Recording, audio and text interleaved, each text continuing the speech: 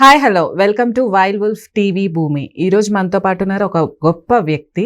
30 సంవత్సరాల అపార అనుభవం రియల్ ఎస్టేట్ రంగంలో ఉంది. వారెవరో కాదు, డాక్టర్ నంది రామేశ్వరరావు గారు, founder and CEO of realtor oxygen. వారితో మనం ఈరోజు మాట్లాడదాం. హలో సార్, నమస్తే. నమస్కారం. ఎలా ఉన్నారు sir? Good, fantastic, on top of world. Top of the world. మీతో చేసి నేను ఈ టాప్ ఐ వాస్ ఆ feeling. Top of the world అంటే ఒక చిన్న ఎగ్జాంపుల్ చెప్తాం బిఫోర్ వి స్టార్ట్. కరోనాలో yes సార్, మాకు యాక్చువల్లీ వీఆర్ కేవీ కేంద్ర విద్యాలయ స్కూల్లో చదువుకున్నాం, army, defence, navy, air force. Okay. మేము ఆ కేవీ గ్రూప్ అని ఒక 60 మంది ఉన్నాం across the globe, Hyderabad, Pune, Vizag అవన్నీ. So every month second Saturday night 9 to 12 జూమ్లో, గూగుల్లో కలుస్తాం. వావ్. మా ఫ్రెండ్స్ అందరూ కూడా చిన్ననాటితనానికి వెళ్ళిపోతాం. అయితే కరోనాలో ఒకడు అడిగాడు ఎలా ఉన్నారా అని. ఫ్రెండ్స్ అంటే ఎరా అనుకుంటారు. టాప్ ఆఫ్ ది వరల్డ్ అంటే మేమంతా ఇక్కడ బాధపడుతుంటే నువ్వు టాప్ ఆఫ్ ది వరల్డ్ అన్నాను. అది మీరు ఆ మాట అంటే గుర్తొచ్చింది నాకు. So top of the world అన్నాను, చాలా గట్స్ ఉండాలండి కరోనా టైంలో. టాప్ ఆఫ్ ది వరల్డ్ అనే విషయం ఎందుకంటే ఉన్నప్పుడు మనం ఉన్నదని చెప్పం, మనం ఇండియాలో లేనప్పుడు లేదని ఏడుస్తాం. లేనప్పుడు ఉన్నప్పుడు ఒకలాగే ఉన్నవాడే మనిషి. That's true. అవును సార్. ఈరోజు డబ్బు ఉందని ఎగిసి పడకూడదు, డబ్బు లేదని కింద పడిపోకూడదు. ఎదిగిన కొద్దీ బతకమని నా ఆటోగ్రాఫ్లో ఆ పాట నాకు చాలా ఇష్టం. మౌనంగానే అది చాలా మీనింగ్, చాలా డెప్త్ ఉంది. That's true sir. So real estate రంగంలోకి వస్తే మన కొత్త సీఎం రేవంత్ రెడ్డి గారు స్టేట్ని అర్బన్, సబర్బన్, రూరల్ ఏరియాస్ కింద డివైడ్ చేశారు. సో ఈ డివిజన్ ఎక్కడెక్కడ ఎలా వర్తిస్తుంది, ఎక్కడ మొదలవుతుంది, ఎక్కడ ఎండ్ అవుతుంది సార్ మీ మాటల్లో? ఇది చాలా typical strategy use by our new CM. ఎందుకంటే పాత గవర్నమెంట్ ఒక ఎంటైర్ తెలంగాణలో కొన్ని జిల్లాలు ఉన్నాయి, ఓకే, ఒక పర్టికులర్ ఏరియాలో ఫోకస్ చేశారు. దానికి రీజన్స్ అంటే అఫీషియల్గా చెప్పచ్చో లేదో, so many reasons. Already big hands, big shots already ఆ పర్టికులర్ ఏరియాలో ల్యాండ్స్ అక్వైర్ చేస్తున్నారు ఓకే తక్కువ రేట్లో. నేను మొన్న చెప్పగా 111 జీవోలో 130,000 ఎకరాల్లో 90,000 ఎకరాలు ప్రైవేట్ ల్యాండ్స్, 30,000-40,000 ఏకర్స్ అసైన్డ్ భూములు, గవర్నమెంట్ భూములు ఉన్నాయి. ఈ 90,000 ఎకరాలు ఆల్రెడీ చేతులు మారిపోయినాయి. యాక్చువల్ యూజర్ దగ్గర లేదు. కొనేవాళ్ళు కొనేశారు. ఎంత లెక్క? 50,000, 1,00,000, 2,00,000 పర్ ఎకరం, మినిమం అమౌంట్ పర్ ఎకరం. బాబా. అట్లానే ఇక్కడ కూడా ఏమైందంటే ఒక స్పెసిఫిక్ ఏరియా డెవలప్ చేద్దాం అనుకుంటే అక్కడ ముందే మన స్టేట్ అని కాదు, ఏ స్టేట్ అయినా అది జనరలే. ఏదైనా అప్కమింగ్ వస్తుంటే ఇంటర్నల్గా రూల్స్ తెలిసిపోతే, జీవో తెలిసిపోతే, పోస్ట్ చేసి తర్వాత అన్ని ఎక్వైర్ చేసాక అప్పుడు మనం రిలీజ్ చేస్తాం.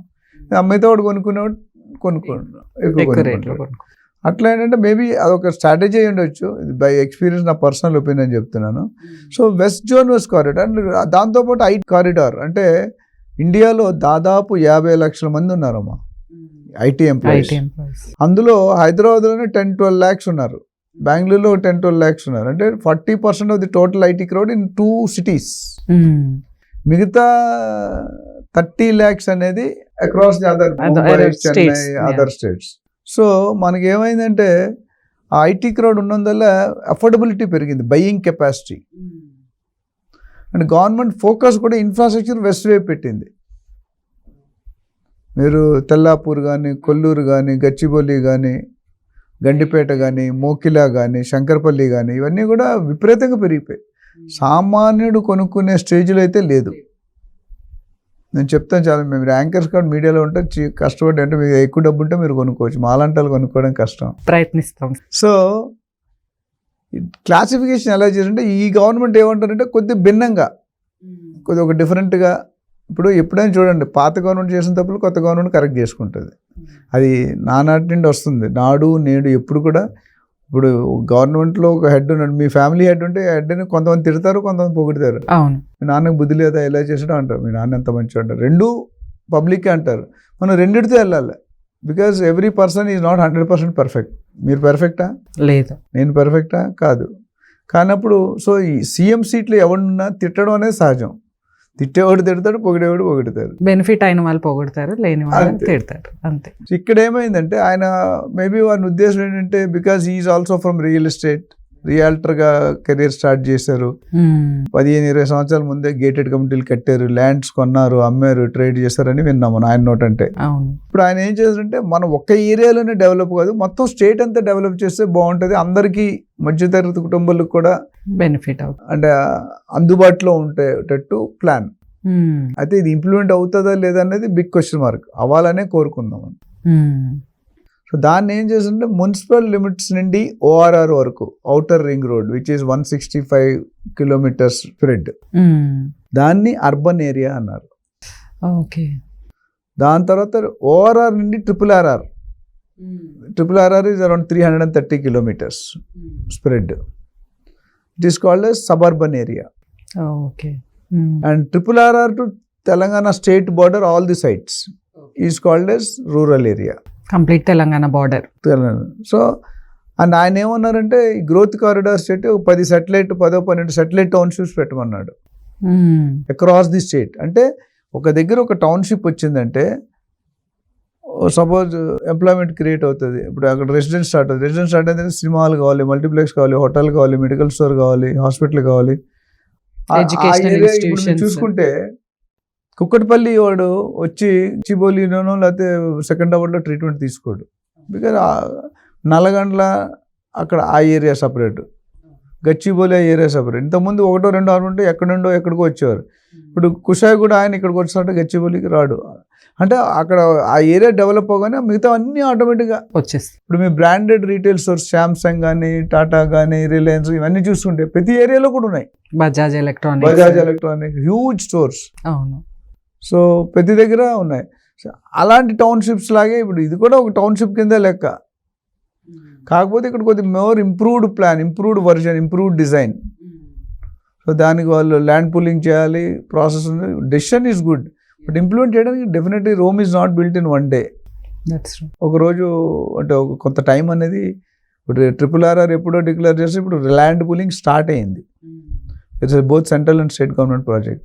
ఓకే. చాలా మంది మాకు అడ్వైజ్మెంట్ కోసం వస్తారు, అంటే ఇన్వెస్ట్మెంట్ అడ్వైస్ కోసం వస్తారు. ఇక్కడ పెట్టేస్తాను సార్, అక్కడ పెట్టేస్తాను సార్ అంటే. ఇప్పుడు బయట ఎస్పెషల్లీ ఎన్ఆర్ఐస్కి ఏమవుతుందో తెలియదు. Out side Hyderabad, out side Telangana వాళ్ళకి తెలియదు. ఏపీ తెలంగాణ కొద్దిగా ఇటు ఉంటాయి కానీ మిగతా వాళ్ళు ఎవరికి తెలియదు what are the latest develop. నిన్న ఒక ఆయన వచ్చాడు 2 crores ఇన్వెస్ట్మెంట్ పెడతానని. సార్ శ్రీశైలం హైవేలో కొనుక్కుంటాను అన్నాడు, which is now in totally disturbed area. Pharma city రద్దు చేశారు, షిఫ్ట్ చేశారు. సో ఇప్పుడు అక్కడ ఏం చెప్పాలని ఇప్పుడు ఆయనకి తెలియదు, లేటెస్ట్ ఆయనకు తెలియదు ఫార్మాసిటీ తీస్తారని అక్కడ నుండి. సో ఇప్పుడు బ్లైండ్గా ఇన్వెస్ట్ చేస్తే లాస్ అంటే కొద్దిగా అంత గ్రోత్ అనేది కొద్దిగా డిస్టర్బ్డ్ అయ్యింది. మళ్ళీ సెటిల్ అయితే అవుతుంది, లేకపోతే అవ్వకపోవచ్చు. ఇప్పుడు మీరు ఇందాక అడిగారు విజయవాడ హైవే ఏమైంది, వరంగల్ హైవే ఏమైంది, కోంపల్లి హైవే ఏమైంది, మేడ్చల్ హైవే ఏమైంది. అసలు ఈ మాటల్లోకి ఎందుకు రావంటే అక్కడ జరగాల్సిన అభివృద్ధి జరగలేదు.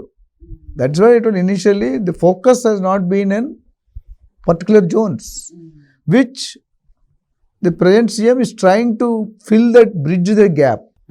ఈవెన్గా ఇంటెన్షన్ అయితే బాగానే ఉంది, ఎంతవరకు అమలు పరుస్తాం అనేది ఇంపార్టెంట్. సో ఏరియాస్ వాళ్ళు ఏమవుతుందంటే గ్రోత్ కారిడార్ అయిపోయింది. ఇప్పుడు ORR to triple R is growth. Any investment ఓఆర్ఆర్కి ఎన్నో ప్రాబ్లం, ట్రిపుల్ ఆర్ఆర్కి అటుగాని ఇటుగాని 3-4 కిలోమీటర్లు హ్యాపీగా గ్రో అయిపోతుంది మార్కెట్. అండ్ ట్రిపుల్ ఆర్ఆర్ మొత్తం హోల్ స్టేట్ని కవర్ చేస్తుంది. ఇప్పుడు మెట్రో వస్తుంది, టౌన్షిప్స్ వస్తున్నాయి, ఫార్మా క్లస్టర్స్ వస్తున్నాయి. అదే ఇప్పుడు మొన్న దావూస్కి వెళ్ళి మన సీఎం గారు ఏదో మరి తెలియదు 40,000 crores డబ్బులు ఇన్వెస్ట్మెంట్లు తీసుకొచ్చారని విన్నాను. So this a positive sign. అంతకుముందు ఇప్పుడు ఐటీ మినిస్టర్ ఎవరు ఉంటారో అనుకున్నారు, ఇప్పుడు ఐటీలో కూడా మూవ్ అయిపోతున్నారు, శ్రీధర్ బాబు గారు ఉన్నారు. సో చాలామంది ఎవరు అన్నారు నేను పుట్టపోతే నీకు భార్య ఉండదు అని. నువ్వు పుట్టపోతే ఇంకొకటి ఎవరో ఉంటాడు. ప్రతి అమ్మాయికి అబ్బాయి ఉంటుంది, అబ్బాయికి అమ్మాయి ఉంటాడు. అట్లా ఇప్పుడు ఒక మినిస్టర్ అవుతే ఇంకో మినిస్టర్. గవర్నమెంట్ అయితే పడిపోదు కదా.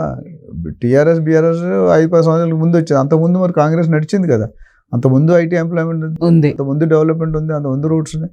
సో సబ్స్టిట్యూషన్ కొద్దిగా టైం పడుతుంది. ఇప్పుడు యూట్యూబ్లో కూడా ఎంతోమంది స్పీకర్స్ మాట్లాడతారు, మీరే అన్నారు. బట్ ఎంతమంది కంటెంట్తో మాట్లాడుతున్నారు, ఎంతమంది బేస్తో మాట్లాడుతున్నారు, ఎంతమంది లాజిక్గా చేస్తున్నారు, ఎంతమంది అనాలిసిస్ చేస్తున్నారు అనేది ఇంపార్టెంట్. బతకడం కాదు ఇంపార్టెంట్, ఎలా బతికావు, ఏ లైఫ్ స్టైల్లో బతికావు, ఎంత హుందాతనంగా బతికావు అనేది ఇంపార్టెంట్. అవును. డబ్బులుంటే మేనర్స్ రాదు, డబ్బులుంటే నాలెడ్జ్ రాదు. నాలెడ్జ్ ఉన్నవాడికి తెలిసిపోతుంది. మీరు ఒక పర్సన్తో మాట్లాడితే నాలెడ్జ్ ఉండాలి. నేను అందుకని చాలా మంది బిల్డర్తో మాట్లాడమని చెప్తాను, మీకు ఏజెంట్తో మాట్లాడమని చెప్తాను. మాట్లాడితే దే విల్ కమ్అవుట్.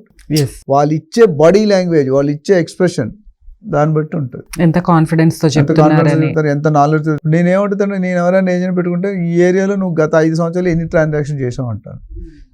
10 చేశాను అంటాడు. ఆ 10 మంది నెంబర్లు అని అడుగుతాను, ఇవ్వడు, నేను చేయలేదు కాబట్టి. అది కొంతమంది నిజంగా చేసుంటే ఇస్తారు.